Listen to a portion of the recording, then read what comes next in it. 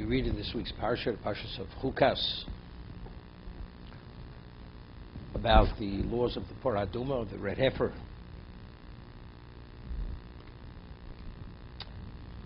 The Torah begins, Zos Chukas HaTorah, Asher Tziva Hashem Lemor. This is the statute of the Torah which God commanded, saying. So Rashi cites Chazal, the Midrash. Why does the Torah have to say this is the ultimate statute?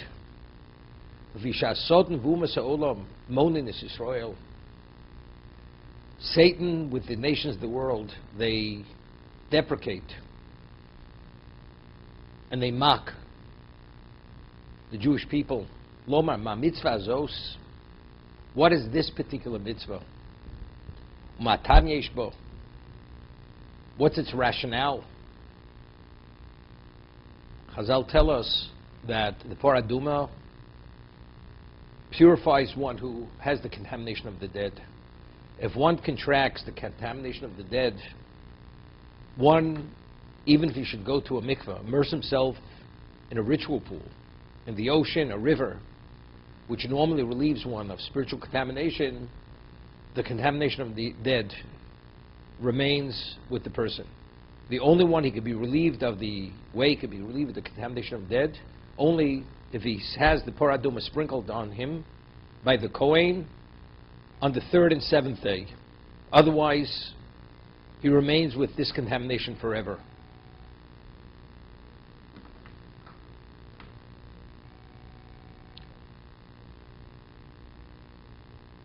There's something unusual about the Parah Aduma. It's metayeres atmeim. It purifies those who are contaminated. And what level of contamination? The most intense level of contamination. But yet, it's metameis atorim. Those who are pure, if they engage with the solution of the Parah Aduma, the water with the ash of the red heifer, they become contaminated. So the claim against the mitzvah, the criticism, the deprecation is, this mitzvah doesn't make any sense. It's absurd. So firstly, they ask the question, ma mitzvah zos? Secondly, what's its rationale? So the obvious question is, we have many chukim, we have many statutes. The difference between a mishpat and a chok. A mishpat means it could be understood on a rational level. Even though the Torah doesn't offer a reason, for instance, there's a negative commandment, there's a lo saser, oso es beno lo sishlo b'yom echad. You're not permitted to slaughter a mother cow with its calf on the same day. Negative commandment. The Torah doesn't offer a reason for it. The chinuch, regarding all the negative and positive commandments, he offers a rational approach to give it some rational basis. She explains regarding the lo saser, the negative commandment of oso es beno lo sishlo b'yom echad, for two reasons. Firstly, to kill a mother and her calf on the same day, it evokes a certain degree of cruelty in the person. How do you kill the mother and its calf on the same day? So because it could actually evoke this insensitivity in a person, in a Jew, Torah says don't do it. But that's, of course, that's not the reason. But that's something we could cull from this negative commandment. Or, because there's a concern, the species will become extinct. If you kill the mother and its calf and its offspring on the same day. But it's a chok. It's a chok. Dietary laws is a chok. Basa b'cholov. If you cook milk by itself, kosher milk, kosher meat. But yet, if you cook them together, if you marinate it, you're permitted. Although it's fully absorbed with the milk. It's only if it's absorbed through the cooking process.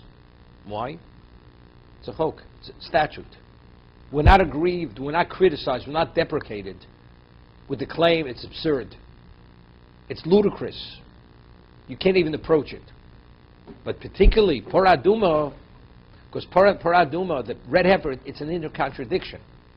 It's not because you don't understand, but rather, if in fact it brings about the ultimate level of purity, that something which even the mikveh The river, the ocean, is not able to relieve the contamination, but the mixture of the water with the ash of the red heifer is able to relieve it, which is the ultimate level of purification. You mean to say the one who engages with it becomes contaminated? There's an inner contradiction. This is what's the absurdity of this particular ritual. Therefore, it's monin Yisrael. But they say, Ma mitzvah zos, what is this mitzvah? That's firstly, Umat tam yishbo. What's its rationale? Because we have other, as we'll see in a moment, the Midrash, there are other contradictory, seems to be contradictory, which is not the same as the Paraduma. It's a Midrash. The Midrash Nachum tells us, Rabbi Shua b'sichnin b'shem Reb Levi Omar, Arba dvar mi'etzahora meishav aleim. There are four areas, four things with the evil inclination, he contends us with it. The chsiv b'chuka, and the Torah says it's a statute. Ve'eluhein, eishesach. The Torah says that one of the incestuous relationships is the wife of a brother. If a woman is widowed and they're children of the deceased brother, the widow is considered an incestuous relationship. He's not permitted to marry her. The surviving brother is not permitted to marry her. If a brother divorces his wife, the brother is not permitted to marry his sister-in-law. Incestuous relationship. Yet, the Torah tells us, if the brother should die childless, there is a mitzvah to perform levirate marriage, what we call yibum. And the Gemara says, although one is able to give chalitza, that's the release to allow it to remarry, but chalitza mokum yibum mean a mitzvah. But that's not the ultimate. The ultimate intent is, which is preferable by the Torah, is to do yibum. Normally, the child would be considered mamzer, illegitimate. It's incest because it's an incestuous relationship. Here, not only is it not a mamzer, there's an obligation to perform levirate marriage for the surviving brother to marry her. The question is, if in fact the union of a brother-in-law and a sister-in-law is something which generates something negative within the spiritual realm, why in this context is it permitted? It's either permitted or forbidden. So that's one of the criticisms to which the Yetzer Hara, the evil inclination, comes and approaches us. It doesn't make sense. Sar Mishtaleach, the Torah tells us that on Yom Kippur, there's a designated person who takes the goat, throws it down a mountainside. This atones for all the sins of Klal Yisrael. All the sins. Even if one doesn't do tshuva on negative and positive commandments, one is atoned. The more serious, such as those that carry the liability of death penalty and spiritual excision, if you do tshuva. Okay? The one who carries, throws it down the mountainside, is contaminated. But yet, in terms of Klal Yisrael, the Jewish people, they're purified. We're reinstated. So this act brings about the ultimate level of purity, pristine purity, taro, but yet it contaminates. Does it purify? Does it contaminate? Poraduma ve'eshasach. Kilayim.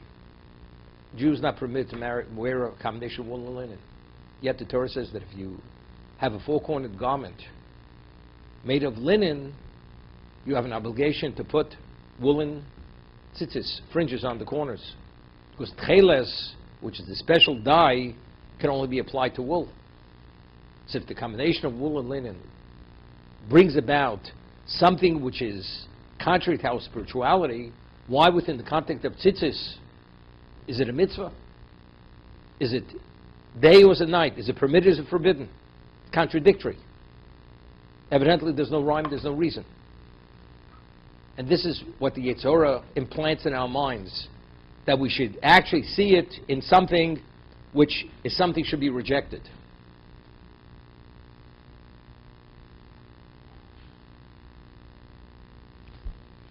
The Midrash says the Yetzer Hara comes to criticize us, takes issue with us, contends with us. Rashi cites Chazal. It's not only the Yetzer Soten, Umas Olam, the nations of the world. And they ask two questions. Ma mitzvah zos? What is this mitzvah? And here it's being specifically the paraduma, umatam yeshbo. And what's its rationale? Two things. Leficha kosed b'chuka. So what's the answer? Zos chukas Torah. Gzeirihim lefonai. It is my decree. Ein lecho rishus laharachreo. You can't even go there. You can't even reflect on it to try to understand it. The Mishnah tells us in Chagiga that there are certain things we're not even permitted to even reflect on, to even ask a question. What existed pre-existence? You're not even supposed to think about it. Now, let's understand. What existed pre-existence? Anything within the context of understanding, there has to be some level of frame of reference. If there's no frame of reference, it's not even considered speculation. You could speculate something which you may have been exposed to. This may have relevance to something that you're aware of, or has a semblance of something you're aware of, that you were exposed to. But something that you were never exposed to, you can't even, there's not even a basis for speculation. What existed pre-existence? Nothing. What's nothing? Nothing doesn't mean vacuum. Nothing means it was pre-existence. It's less than vacuum. Pre-existence is not within the realm of our frame of reference. So whatever you say, whatever you come upon, is definitely not correct. It has no relevance to the human faculty. The Navi says that the world to come, ayin lo rosa elokim zu losecho. No eye ever saw the world to come, only you, God. We being physical beings, we can only relate to things within our senses, within the context of our senses. Outside of the senses, we have no relevance. Therefore, what does the Navi say? Ayin lo rosa elokim zu losecho. There's no eye that ever saw that. Only you, God, who knows what that is. Nobody could tell me what Olam Haba is. Chazal, only through the Masorah, through the tradition, which you could say it's the equivalent of this or that or whatever it may be. As the Gemara says, the hottest fire in existence is only 1/60th of fire of Gehenna, of spiritual location of punishment. Is there fire in Gehenna? There's no fire in Gehenna. But if you want to understand what pain is, and what heat is, and how it consumes, to have any semblance of understanding what it is, but what is that? What is pain? We have no idea what punishment is in the spiritual realm. No idea. The Ramban writes that one moment of Gehenna, one moment we didn't know what a moment is more painful than all the trials and tribulations and sufferings of Eov of his whole life. One moment. What is that? Could you relate to that?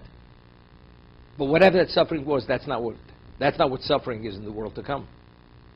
But if you want to have just an inkling of what it is, whatever that is within the spiritual context, it is that. So again, what is paraduma?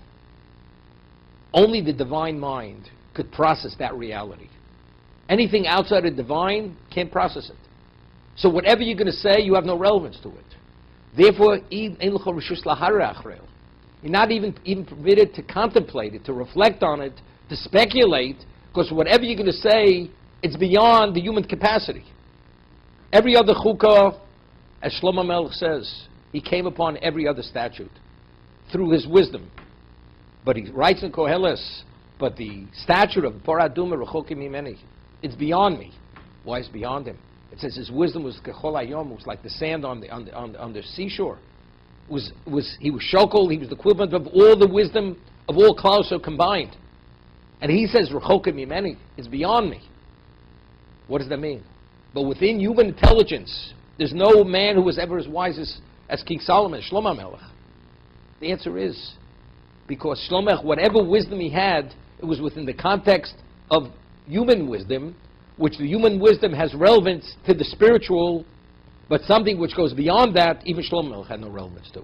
And therefore he said, Rechokim Mimeni, it's beyond me. Therefore, Zos Chukas Torah, they're claiming it's nonsense. They're claiming it's absurd. Because of the contradiction. God says, it's only absurd because it's beyond your limitation. And because it's on your limitation, what you don't understand doesn't mean anything. It's interesting. Rabbi Yonasan Eibshitz, who was known as the Tumim, he lived in the 18th century. He had a mind which was beyond the computer. That's his level of genius. He spoke 40 languages. Besides knowing the Torah's entirety, at a very advanced level, science, history, there was music, everything, he knew everything, Rabbi Yonasan Eibshitz. And he said, Shlomo says, Hevel havola makol hovel. If we would say, it's all nonsense. You go and say, you go to Versailles, say, it's all nonsense. All this architecture, all this art, all this creativity, all this, it's all nonsense. What do you mean it's not? With your background, you call it nonsense. But if you would only understand and be aware of what it is and appreciate it, you wouldn't call it nonsense. Shlomo Melech is Chochem Mikol Adam. He has everything in the world. Everything. As a king, he had everything. Wisdom, he had everything. He understood everything. And he says, I'm telling you, everything is the vanity of vanities. It has no value whatsoever. Unto itself, it has no value. But if somebody else would say it, Ani Koheles, Melech Yerushalayim, I'm Koheles. He encompasses everything. I'm telling you it's nothing. So Rabbi Yonasan Eibshitz said, because he was at a dimension where even the greatest Gentile scholars would come to enter into dialogue with him, intellectual dialogue, and they understood who he was. He says, I'm telling you, it's all emptiness. It's all worthlessness. It's all vanity. It has nothing. HaKadosh Baruch Shlomo Melech says, I understand every chukah. Rechokim mimeni. But the Satan says it's nonsense. The world says it's nonsense. But when you understand everything, you say it's beyond my grasp, it's not nonsense. So Shlomo Melech making that statement, Achakmo, although I'm the wisest man who ever lived, and Rechokim mimenu, that's a confirmation, this is the divine, and since we're within the context of the physical, therefore we have no relevance to understand it. It's like a person goes and he gets into a discussion with a nuclear physicist or astrophysicist, he says, doesn't make any sense. It makes sense. Unfortunately, because you have such a limited intelligence, you can't begin scratching the surface, understanding what it is. Shlomo making that statement is the ultimate Kiddush Hashem. What he's saying is, what Shlomo says, Rechokim meni, Gzeri mufoni, Yator Rashoy Lahara Achreo. That is that statement. You have no right even to contemplate what it is even to go there. Because it's beyond speculation, because it has no relevance to your frame of reference.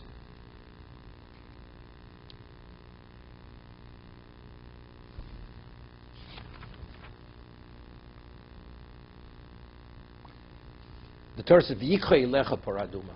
They should take for you paraduma. So Rashi cites again Chazal, "La'olam hi nikris al shmecho." Parshas and Moshe b'Midbar. The first paraduma, the first red heifer that was made by Moshe Rabbeinu, and the Sifcham cites Chazal that every paraduma until the coming of Mashiach, they had others, but they had other red heifers. But they had to intermingle that ash of Moshe's into the others that should have any value. They had to intermingle the ash of Moshe's pour in theirs, and only then was it sanctified, was it effective. But Moshe's original paraduma had to have some relevance, had to be mixed into that paraduma. If it was not, it's not valid. Therefore, every paraduma into the future, why is it effective? Because there's a certain element of Moshe's original paraduma interspersed, intermingled in that paraduma. But why does this first red heifer, or every in the future, it's only effective only if it's Moshe Rabbeinu's? What's Moshe Rabbeinu's relevance to paraduma? Paraduma has relevance to Tumas Mes, as we said. You contract the contamination of the dead. The only way it could be relieved is only with the ritual of Torah Duma. And it has to be applied in a specific order on the third and seventh day. Only then. You could be in the mikveh forever for the rest of your life. You cannot be relieved of it. It's only the Torah Duma. Now, it's interesting. The Ramchal writes in the Derech Hashem that before the Chet of Adam Rishon, before Adam ate of the tree of knowledge, God says to him, you can eat of all the trees of the garden, but that one tree, Eitz Hadas Tov Ra, which is good and evil, that you should not partake of.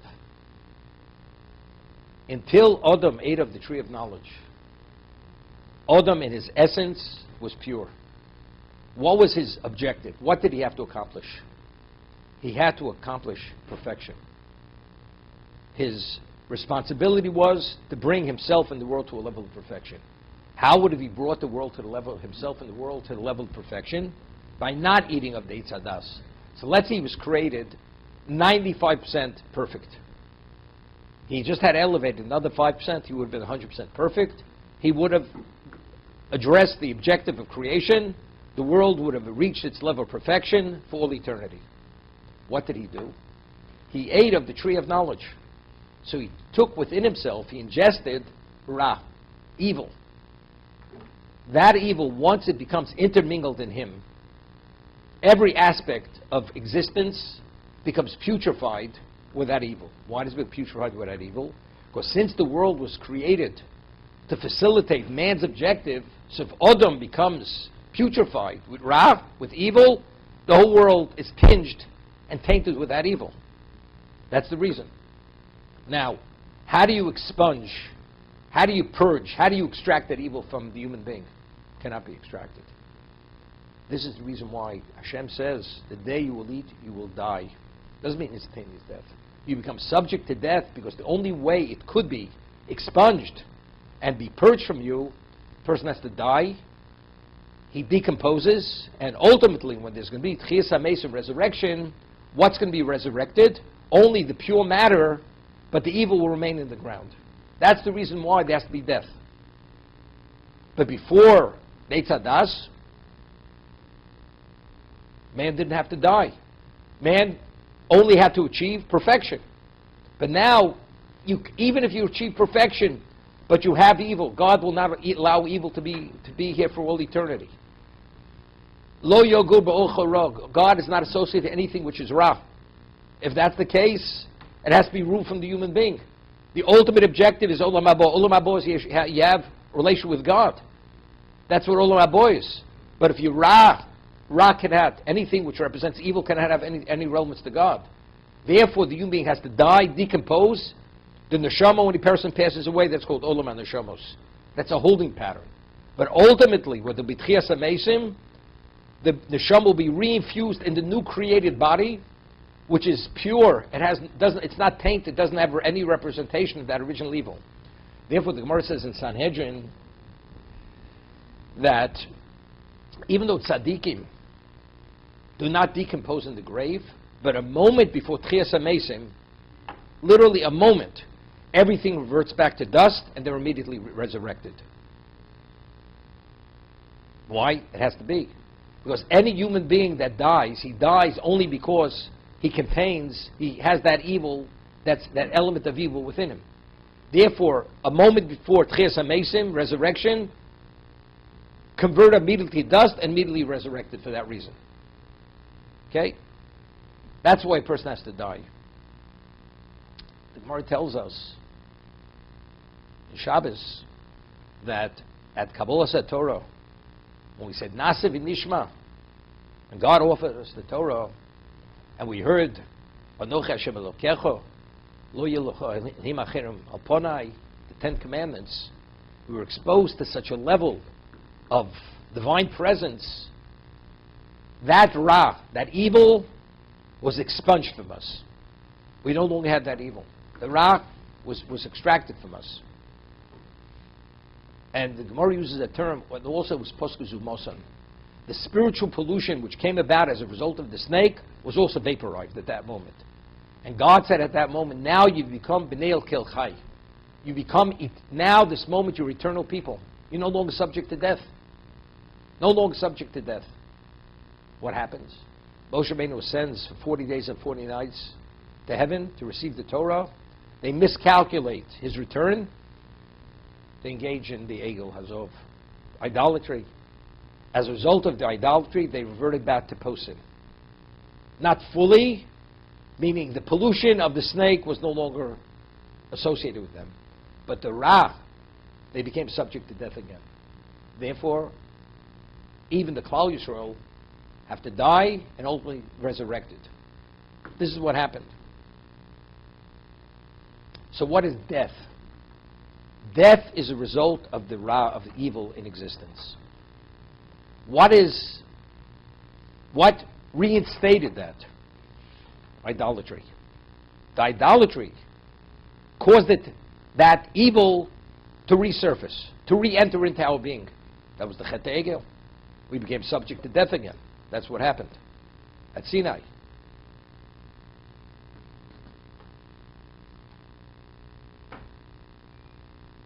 The law is that if you have an idol, true idolatry in a home, it gives off the exact same contamination as the dead. It's matami boel, has no relevance to a Kohen. Kohen is not forbidden to be exposed to that level of contamination, but it's matami boel. That's the intensity of its impurity. It's interesting. Death, what's its ramification? What does it exude? What does it give off? Such an intense contamination that even if you're under the same roof, you don't even come in contact with it. You become contaminated. What is it all about? Why idolatry is the same thing as the corpse. Now, what does idolatry represent? Idolatry is what? That's false gods. Hashem says, Alponai. Lo yeh lecha Elohim acherim alponai. In my presence, there should not be idolatry. But God is all over. What do you mean in my presence? That means there's no location anywhere in existence where I will tolerate that. That is contradictory to my being. I will not allow it to be associated with it. What generates the impurity of death? It's the Ra. It's the evil that exists within the human being. So when he dies, as we'll discuss in a moment, it generates an intensity, and that intensity, going to the mikveh, immersing yourself in a river or in an ocean, cannot relieve it. The only thing that could relieve it is the paradum, is the red heifer, which we'll discuss in a moment. Nothing else could relieve it. Rashi cites Ramosha Darshan.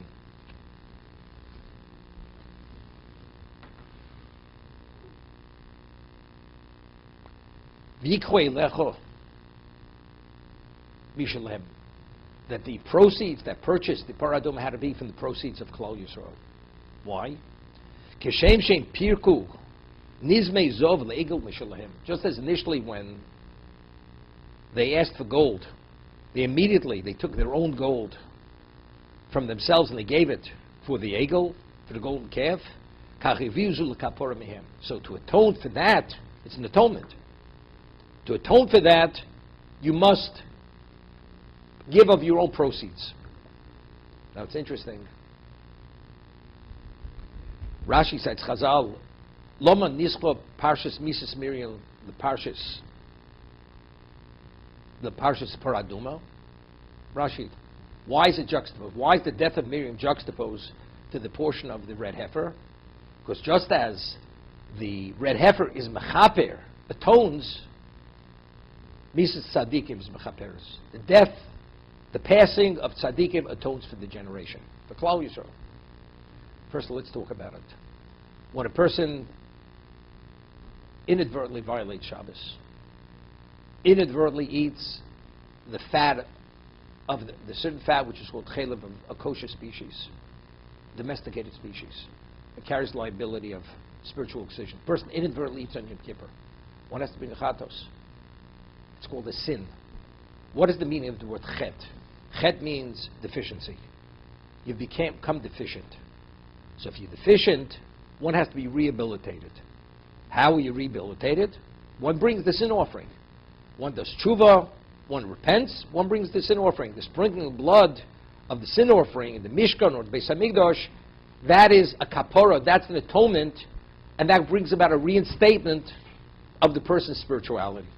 That's the idea. What happens if a person forgets to say Kriya Shema? Doesn't eat matzah. Doesn't eat matzah at the Seder. Doesn't sit in the sukkah. Doesn't take the 4 species of the lulav. It's known as a mitzvah saseh, a positive commandment. Even deliberately. Or let's say we speak about there's such a thing as lava nitik laseh. There's a negative commandment which could be corrected with a positive commandment. For instance, you're not permitted to possess chametz, leavened product on Pesach. Every moment you possess it, you're in violation of negative commandment.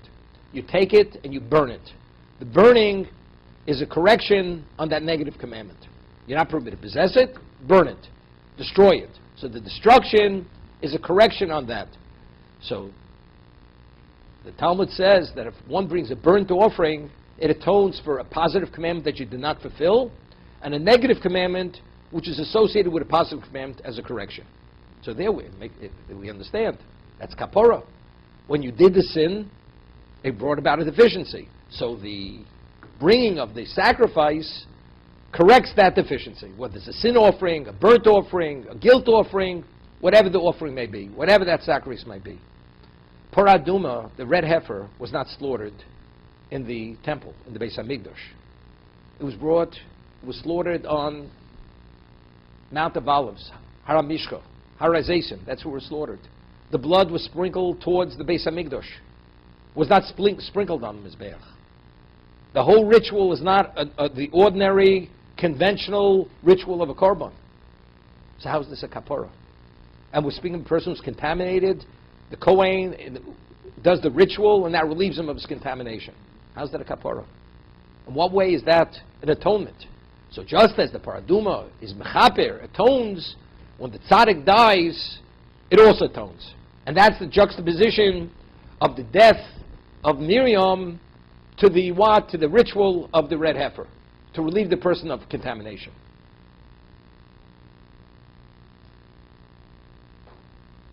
Just to get back to, so why going to the mikveh? Why does it not relieve you of that contamination? Because again, what is the source of the contamination? It's the ra, which exists within you. The ra of the paraduma. You've contracted it from the corpse. Now, how did that ra come about? How did that evil come about? So we know what Moshe Darshan says. It has relevance to the Egel, Hazov, to the golden calf. Parah Duma. You should take the red heifer. Parah is the mother. Moshel ben Shivcha Shetini Paltan Shel Melech. It's analogous to the child of a maidservant who soiled the palace of the king. Dirtied the palace, soiled it. So what do they say? Omru, Tavu Imo, Usakaneach, Hatzoah. Let the mother come clean up the feces of the child. Clean up all that it soiled. Kach, Tavu, Poro, Mechaper Le'egel. Identically, let the red heifer come to atone for the egel. That's the relevance. So what we're saying. If not for the egel, there wouldn't have been death. When we said Nasiv and Nishma, we heard the Aser Sadiras, 10 Commandments at Sinai, we became B'nai Kel Chai. We reverted back to pre-sin. What reinstated the Ra within us? That was idolatry. That was the Egel Hazov. The Egel is the calf. Let the mother come and make that correction. So the only way you could be relieved of the association with that Ra, you have to deal with the mother. You need the Paraduma. Okay? And it goes, he shows how there's a correlation, a parallel between the Paraduma, Tmima. It should be unblemished. Al Shem Shisro Shoy Tmimim. We were unblemished with sin, we became blemished, and so on and so forth. That's the correlation between the Paraduma and the Chet Egel. So therefore, the only way you could be relieved of that derivative of that Ra, it cannot be going to a mikveh. You can't immerse yourself in a ritual pool. That's not sufficient. You can't immerse yourself in an ocean or a river. It's not sufficient. You have to go back to the source, the cause. The cause was the Egel. The Egel brought Ra back within us. we're only affected by the derivative of that. A corpse cannot be purified because the corpse is the source of the contamination. This is dissociation, the one who was exposed to the contamination of that corpse. That's the one. Now, what's interesting, the laws of contamination have no relevance to a goy. A Gentile cannot be contaminated. As you cannot contaminate an animal. An animal is exposed to the most extreme level of contamination, like that. A non-Jew not. A Jew can be contaminated. Why could a Jew be contaminated? Because Adam initially, his classification was Adam. Adam. What is Adam? As we explained in the name of the Maral, he's called Adam because he was taken from the earth. The animal was also made of the earth. The animal was created on the sixth day, was made of earth. The undomesticated species was made from the earth. But one's called Behema, the other one's called Chaya. So why is Adam called Adam? Because that is the appellation which identifies the material he's made of. We're made of earth. What is earth? All life grows from earth. Earth represents potential. The whole concept of spiritual growth only has relevance to the Jew. A non-Jew has no relevance. If you look at the, quoting the Maral of Prague, you look at the Shev Mitzvah Bnei Noach, the Noahide laws, they're all negative commandments. A negative commandment connotes don't compromise your spirituality. And even the one positive commandment, which is establishing a judiciary system, that's only the guarantee that the negative commandment is not violated. Regarding us, Klal Yisrael, we have Ramach Mitzvah Saseh, we have 365 negative commandments. Those are don'ts. Don't cross the line because that will bring diminishment. But we have 248 positive commandments, Ramach, that advances us. Do that. It's in your best interest. That's the Adama. Just as all life grows, but if you leave earth, even the most fertile earth, fallow, it's a clump of earth. But if you cultivate it, all life grows from earth, identically a person. The person sits idle, does nothing, you're worthless. So what is a human being? A human being's potential. A Jew is potential. You have to engage. You have to invest. You have to actualize your life through the mitzvahs. Hashem gave us the means. These are the mediums to bring about that level of growth, of spirituality. That's the mitzvahs I'll say. Those are positive commandments. Adam originally, as I said, he was pure. The moment he ingested that fruit which contained evil, he became disenfranchised. He has no relevance to any spiritual growth any longer. Klal Yisrael at Sinai, because we are the descendants of the Avos HaKadoshim, of the holy patriarchs, we took on that position as Adam. Atem Kruyim Adam. It's based on a verse in Yechezkel. Atem Kruyim Adam, Hem Lo Kruyim Adam. You have relevance to that profile. You are the new Tselem Elokim in terms of spiritual growth. Okay? And that's permanent. You cannot lose that. You cannot lose that. But even though we possess Ra, because we're human beings, we still descend from Adam. But as a result of the Chet Egel, we brought this back upon ourselves through idolatry. That's what happened. We who are Adam, we have relevance to become tainted. But a person who has no relevance to that spiritual profile, the laws of contamination have no relevance. Has no relevance. Because it's only if you're within the context of Kedusha, we could speak about diminishment of Kedusha. But if you're not within the context of Kedusha, which is the world, the nations of the world, the laws of contamination have no application, they have no relevance. Therefore, we speak about the most extreme level, any level of contamination, it's only the Jew and not the non-Jew. The remains of the non-Jew contaminates because the non-Jew, upon contact, because he has the Ra within him like any other human being has the Ra, has that evil source, because that's a remnant, that's a residue of the tree of knowledge. But in terms of contracting it, he has no relevance to contracting contamination. It can be the source of contamination, but not to contract contamination. Okay?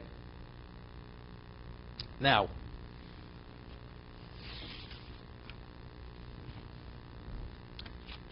Initially, Adam, to achieve perfection, what did he need? Shem mitzvah Noach. There was no such thing as Torah mitzvos. There wasn't 365 negative commandments, 248 positive commandments. You don't eat from the tree of knowledge, and you don't violate the negative commandments of the Shem mitzvah Noach. You will achieve perfection sufficiently. What happened? Once he ate of the tree of knowledge, he took the world down to a level that the only way we could achieve perfection, you need Torah mitzvos. You need 613 mitzvos, 365 negative commandments, 248 positive commandments. That's the only way you can extricate yourself from that low level to bring yourself to a level of perfection. It's impossible any other way. And what is that? And when did we become Adam?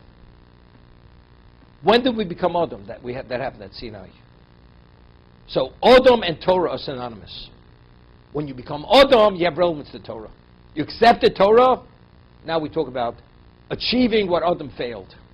Now that you're Adam, you want to achieve that level of perfection, it can only be achieved through Torah, which was given at Sinai. When you said, Nasa v'nishma, atem kriyim Adam. Now you've established yourself in the classification of Adam. Now you have relevance to spiritual growth. Now how do you achieve that spiritual growth? Talmud Torah Keneged Kulam, the study of Torah, the actualization of positive commandments. How do you not diminish yourself? By maintaining the 365 negative commandments. Don't violate those negative commandments.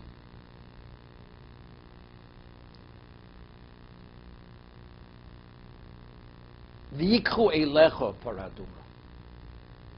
La'olam hi nikras al shmecha. Who was the Makabel Torah for Klal Yisrael? Moshe Rabbeinu. Moshe Rabbeinu personified Torah. Moshe emes v'torosa emes. Eilecha. We find Yichu eilecha. Shemet zay zoch kosas lamor. Right? Again, there's a personalization. The oil of the menorah, which we discussed, represents Torah Shemal Peh. That's the ultimate level of illumination. Now, who was the conduit for Torah to Klal Yisrael? That was Moshe Rabbeinu. Yichu eilecha. The Torah is what brought about, reinstated the Ra. How do you deal with that Ra?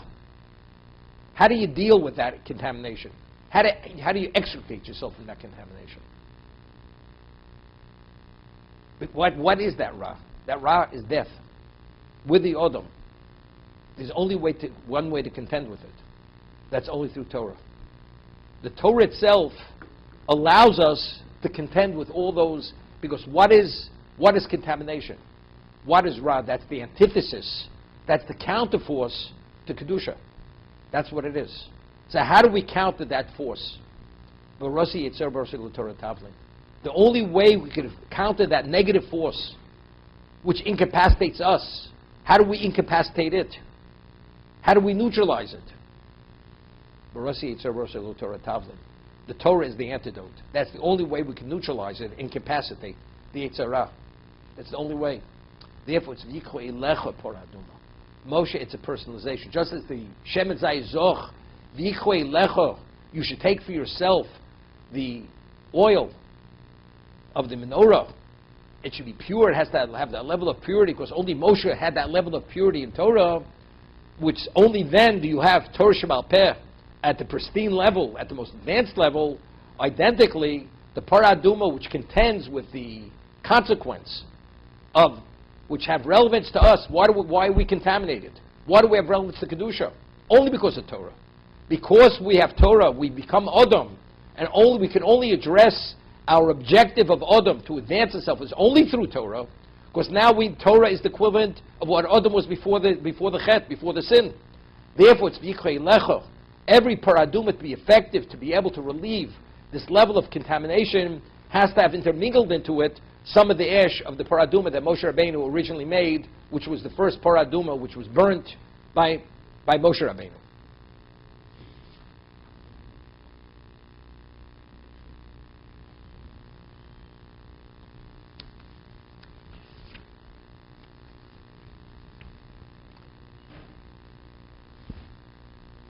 So what's the kapara? Miset tzadikim is mechaperes. Just as paradum is mechaper. What is kapara? It's a reinstatement. It's a detachment. We contract the contamination of the dead. It cannot be released. You could immerse yourself in the ritualarium, in the mikveh, in the ocean, in the river. It's not going to remove it. It's only the Parah Aduma. As Rav Moshe Darshan says, let the mother come and clean up after its child. The soil, the feces, the impurity. This is like worse. This is the zuma, the spiritual pollution. That's the only way it can be done. So when you're relieved, what are you relieved of? It's a reinstatement. Kapora is a reinstatement. That we possess, even a human being, we don't contaminate, even though we possess the Ra within us. It's because the neshama is so overwhelmingly kadosh. It wards off all the impurities. It doesn't happen. But we contract it. Since we are kedusha, we are kadosh. We're the goy kadosh. Goy kadosh. Because of that, we have relevance to spiritual contamination. So when you relieve it, it's a reinstatement. So just as the Parah Aduma reinstates you to your state of kedusha, the Mis Tzadikim also brings about a reinstatement. That's Miriam. She brought about that level of reinstatement. We'd spoken at one time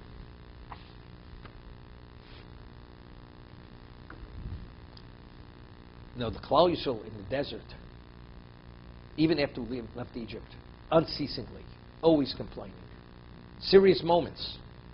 The worst of the moments was the Meraglim. It was the story of the spies. We spent 40 years wandering. Everybody between the age of 20 and 60 perished during this 40-year period. And Hashem says, what are you complaining about? It's unheard of. Did I take you into a desert? You were like in a palace. Clouds of glory, mun, no illness, no hills, no valleys, everything straight. Thriving, if not subject to the elements. Dani Yakovot. A wellspring travels with you. So what are you complaining? Am I treating as if that I put you in a desert? Even a king doesn't have the amenities which I provide for you in the desert. And then he says to Klal Yisrael, I provided for you 3 redeemers. Who are the 3 redeemers? To accommodate you, to attend to all your needs. Shenemar quotes a posuk, a verse in Micha. Ve'eshlach lefoneches Moshe, Aaron, Miriam. They are the 3 Goalim. And then it continues. In the merit of Moshe, we have the Mon. In the merit of Aaron, we have the Anei Yakovot. And then it says, Habe'er, the wellspring b'schus Miriam, which we speak about in this week's Parsha. When she passed away, it ceased to flow. The Be'er was b'schus Miriam. She'omro shir alayam. She said the song on the sea. As it says, the Gemara, just as Moshe sang the song together with the men, Miriam sang the song together with the women. Verbatim, the same words. So, seemingly it's difficult. When we speak about Moshe and Aaron, it says the Mon was in the merit of Moshe. The Anei Yaakov, the clouds of glory, were in the merit of Aaron. It should say, and the bear was in the merit of Miriam. What does it have to go qualify her? She'amr shir alayam. Because she said song on the sea. Miriam was a great woman. She was the great midwife, right? Together with her mother Yocheved. But Tiren Amiyaldos Elokim, because they feared God, God gave them batim, family, special families. So why Moshe and Aaron don't have to be qualified? Why the Mon? Why the clouds of glory? But Miriam, why does she have to be qualified? Because she sang the song on the sea. So I think, which we once discussed, it has to be understood this way. Miriam is referred to as a goel, as a redeemer. Moshe and Aaron, you read the narrative, they were the redeemers. Through Moshe and Aaron, all the 10 plagues. They left Egypt due to what they brought about. Miriam was the miyaleda. She was a midwife. What relevance did she have to Gula? How was she a redeemer? Did she participate in the redemption of Klal Yisrael from bondage to Gula, Mishibad LeGula? L'cheirus, she wasn't involved. So how was she a goel? And the pasuk says, I've provided you with 3 goalim, Moshe, Aaron, and Miriam. Miriam is a goel. How is she a goel? Now, Moshe, after the sieg, it says, the presence, the revelation of the sea was something that even Yecheskel Novi wasn't privileged to see, that level of revelation. There's a discussion, we discussed in the Haggadah and the Gemara, how many miracles were on the Yam? Were there 50 miracles on the sea? 200 miracles on the sea? 250 miracles? It was something not to be fathomed, what happened over there. Moshe goes and says the Shira. What's the value? And he articulates and defines every aspect of what took place for Klal Yisrael. What's the value of articulating it, depicting it, and defining it? You know, I show you a diamond, the Hope Diamond. And I don't explain to you why this is the most precious diamond in the world. You don't understand what you're saying. You don't have any appreciation of what you're saying. Moshe Rabbeinu wanted them to understand what HaKadosh Baruch Hu was providing for them at that moment. You have to understand what Hashem did for you. By articulating the Shira, Klal Yisrael, the Jewish people have an understanding of what HaKadosh Baruch Hu is and what He's doing on their behalf. Do you know why it's important? Because now when we come to Sinai and Hashem is going to offer you the Torah, you're going to say Nasa v'nishma. Understanding what God wants for you, not for Him. If this is what He does for you here, it says, Vayiminu b'Hashem Moshe Avdo. They believed in Hashem and Moshe's servant. So the whole value of the articulation was a precursor. It was in preparation for Kabbalas Torah. As Yitzis Mitzrayim, we only left Egypt to become Am Hashem, to become the chosen people. What Moshe provided through the Shira, Miriam provided. This is how she was the Goel. Why did she merit, what was the merit of the Be'er? Shomer Shir Alayam. This was her participation as a Goel. This is, she extricated them from the bondage to have an appreciation of HaKadosh Baruch Hu, of what He provided for them. The women should have that understanding. Therefore, at Sinai, we were fully open to have the capacity to say Nasa v'nishma. We accept it unequivocally. That's why Miriam has to be qualified. Moshe and Aaron don't have to be qualified. It's obvious they're Goelim.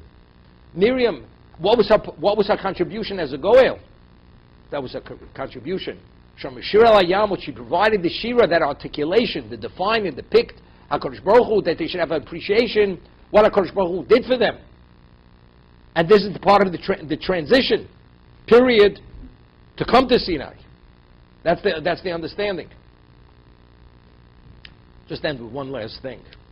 We find that after Miriam passed away, if the wellspring was in her merit, there was no longer water. So Rashi says, "Mikanchkol arboim shana hoylem be'er b'schus Miriam." Understand? They didn't realize they had a bear. Hashem provided a wellspring that traveled to them. Now, she passed away. It ceases. Now, in retrospect, they understand. You know something? All this time we had this water that provided enough water for millions of people, and for the livestock, that was Miriam on the Via. That was Miriam. Until then, because the way we're explaining it, factually, Moshe and Aaron, they go alim. Miriam, she was a midwife. Why should they ascribe the bear, the wellspring, to her? But now, because how did she become a goel? I said, because she's Amr Shir Alayam. It wasn't as obvious as they were involved in the Esamakos, Moshe and Aaron. When he came originally to present his credentials, who did he come with? Aaron was together with Moshe Rabbeinu. Miriam had no relevance then. Now the secret is out. When the water ceases, now we understand who Miriam really was. She's more than a tzaddikus. She's more than just a prophetess. B'schus Miriam was the bear. It's Bereshel Miriam. So when did it become Bereshel Miriam? During the 40 years when they traveled, it wasn't called Bereshel Miriam. It wasn't called the wellspring of Miriam. It was called Be'er. Now, when it ceases, now it becomes Bereshel Miriam. In retrospect, we have to retitle, we have to relabel it. It's Bereshel Miriam. So what happens? So the story, Moshe Rabbeinu was told to speak to the rock, and he strikes the rock. So HaKadosh Baruch Hu says, when the water will flow from that rock, V'shkisa eso'eda es bi'urim, you water the people and their livestock. That's what you're going to do. So Rashi cites the Chazal You see, God, He has compassion not only for the people, the millions of people. I'm providing a miracle. To provide a greater miracle, even for the livestock. From here we see Hashem values the possessions of the Jews. Therefore, He says, not only are you going to be heshkisa, you're going to water the flock, the humans, but even as biram, even their cattle, their sheep, their flocks. We see HaKadosh Baruch Hu Yisrael. So there's an obvious question. Originally, when we left Egypt, we also had no water. Hashem says to Moshe, take the staffs, split the rock. There was enough water for the people and also the livestock. 40 years we had water till Miriam passed away. One of Chazal say there, Mikan shakadosh baruch hu chosam man shel Yisrael. Why now all of a sudden is Mikan hakadosh baruch hu chosam man shel Yisrael?